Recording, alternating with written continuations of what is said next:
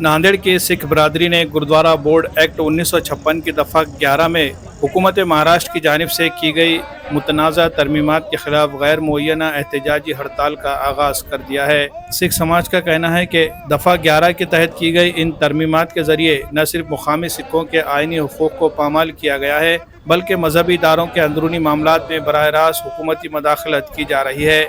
इसी तनाजुर में आज एक अहम प्रेस कॉन्फ्रेंस का इनेकाद किया गया, जिसमें सिख समाज के सरकर्दा रहनुमा महेंद्र सिंह पैदल और दीगर जिम्मेदारान ने मीडिया से गुफ्तगू करते हुए हुकूमत महाराष्ट्र को सख्त तनकीद का निशाना बनाया। इनका कहना था कि हुकूमत ने बोर्ड के सदर के इंतखाब का इख्तियार मुकामी नुमाइंदों से छीन कर सिख बिरादरी को उनके अपने मजहबी नज़्म व नस्क से महरूम कर दिया है, जो किसी भी सूरत में काबिल कबूल नहीं। प्रेस कॉन्फ्रेंस के दौरान वाज़ेह तौर पर मुतालबा किया गया कि बोर्ड में मकामी नुमाइंदों की तादाद 10 से बढ़ाकर 11 की जाए और सदर के इंतखाब का इख्तियार एक बार फिर मुकामी सिखों को सौंपा जाए। महेंद्र सिंह पैदल ने हुकूमत को मुतनब्बे करते हुए कहा कि अगर इन मुतालबात पर फौरी गौर नहीं किया गया तो सिख बरादरी अपनी तहरीक में मजीद शिद्दत लाएगी। उन्होंने ये भी कहा कि अगर इस एहतजाज के नतीजे में कानून व नज़्म व नस्क की सूरत हाल ख़राब होती है तो उसकी तमाम तर जिम्मेदारी हुकूमत पर आयद होगी। सिख रहनुमाओं ने यह सवाल भी उठाया कि हुकूमत आखिर सिख बरादरी के मजहबी इदारों की इंतजामी उमूर में मदाखलत क्यों कर रही है। इनका कहना था कि यह तरमीमात न सिर्फ जमहूरी इक़दार के खिलाफ है, बल्कि अक़लियती बरादरी की खुद मुख्तारी पर हमला भी है।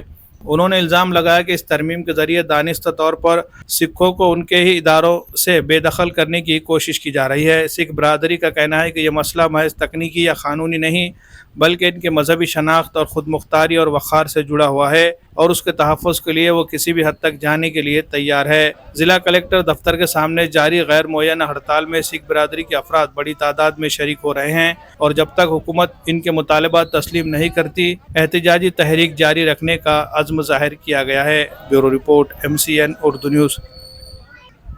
सन 2015 में महाराष्ट्र सरकार ने 1956 कायदा कलम 11 में संशोधन किया था। पहले जो निवडणूक होती थी, हमारे जो सदस्य 17 होते थे, उसमें से अध्यक्ष, उपाध्यक्ष और सचिव चुना जाता था। 2015 में सरकार ने इसमें यह अधिकार अपने पास लेते हुए 11 कलम में संशोधन करके नियुक्ति की है अध्यक्ष की। ये हमारा इसको विरोध है और आज से नहीं, बार बार समय से हमें चलते आ रहा है। सरकार को हमने बार बार कहा है कि इसमें संशोधन करो। बाबा बलविंदर सिंह जी, पंचप्यारे कुलवंत सिंह जी साहिबान, बाबा प्रेम सिंह जी, इनके नेतृत्व में अरदास करके गुरुद्वारा साहिब से संगत का विशाल मोर्चा निकला था। जब से आंदोलन शुरू हुआ, सरकार ने इस बारे में अभी तक अपनी भूमिका स्पष्ट नहीं की है। ये हमारा सरकार का कहना है कि जितना जल्दी हो सके 11 कलम रद्द करो। हम यहाँ से लेके आज़ाद मैदान भी गए। आज़ाद मैदान के बाद अधिवेशन में 3 आमदारों ने प्रश्न पूछे, उसका भी सरकार ने अभी तक कोई उत्तर नहीं दिया है। और महाराष्ट्र सरकार इस बारे में मौन क्यों है? अल्पसंख्यक सिखों के अन्याय क्यों कर रही है, ये हमको समझ में नहीं आ रहा है। गुरुद्वारा अधिनियम 1956 के कायदे में किया गया संशोधन रद्द करने की महाराष्ट्र सरकार को अड़चन क्या है? एक तरफ तो सरकार सिख समुदाय को खुश करने के लिए गुरु महाराज के वीर बाल दिवस, शहीदी शताब्दी ये मनाने की कार्यक्रम कर रहे हैं और 11 कलम के बारे में हमारे ऊपर ये अत्याचार करने क्या योग्य है? ये हमारा कहना है। जितना जल्दी हो सका सरकार ने इस बारे में निर्णय ले और हमको न्याय दे, ये हमारी आपसे सबसे अपेक्षा है। महाराष्ट्र सरकार की तरफ से लगातार स्थानिक नांदेड़ के सिख समाज के ऊपर अन्याय होते आ रहा है। जैसे कि 2015 में कलम 11 में संशोधन करके डायरेक्ट सरकार अपना अध्यक्ष भेज रही है। इसके विरोध के लिए यहाँ पे सब इकट्ठा पत्रकार परिषद लेके और धरने आंदोलन दे रहे हैं और ये लड़ाई हमारी आखिरी तक चालू रहेंगी। और सरकार से विनती है, ना कभी समिति चाहिए, ना हमें प्रशासक चाहिए। हमें हमारा संविधान ने दिया हुआ अधिकार हमें देना, लोकशाही पद्धति से हम अध्यक्ष चुन सके और हमारे सदस्य चुन सके, यही हमारी मांग है। सिख समाज की प्रमुख मांग यह है कि वर्ष 2015 में फरवरी के अधिवेशन में महाराष्ट्र सरकार ने गुरुद्वारा तथा सचखंड बोर्ड 1956 एक्ट कलम 11 और कलम 6 में जो संशोधन कर बोर्ड का अध्यक्ष चुनने के अधिकार स्वयं के अधीन कर लिए, वो संशोधन रद्द करे, वो संशोधन पीछे रहे। ऐसी सिख समाज 10 सालों से मांग कर रहा है, लेकिन सरकार हमारी मांग सुनने के लिए तैयार नहीं है। एक अल्पसंख्यक और कम जनसंख्या वाले एक समुदाय को सरकार एक हिसाब से टॉर्चर कर रही है, ऐसा आरोप हजूर साहब की संगत द्वारा लगाया जा रहा है।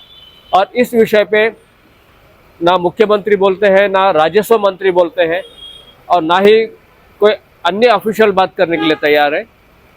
पिछले 10 सालों से सिख समाज की प्रताड़ना हो रही है, ऐसे आरोप हो रहे हैं। अब सरकार से बार बार हम मांग कर रहे हैं।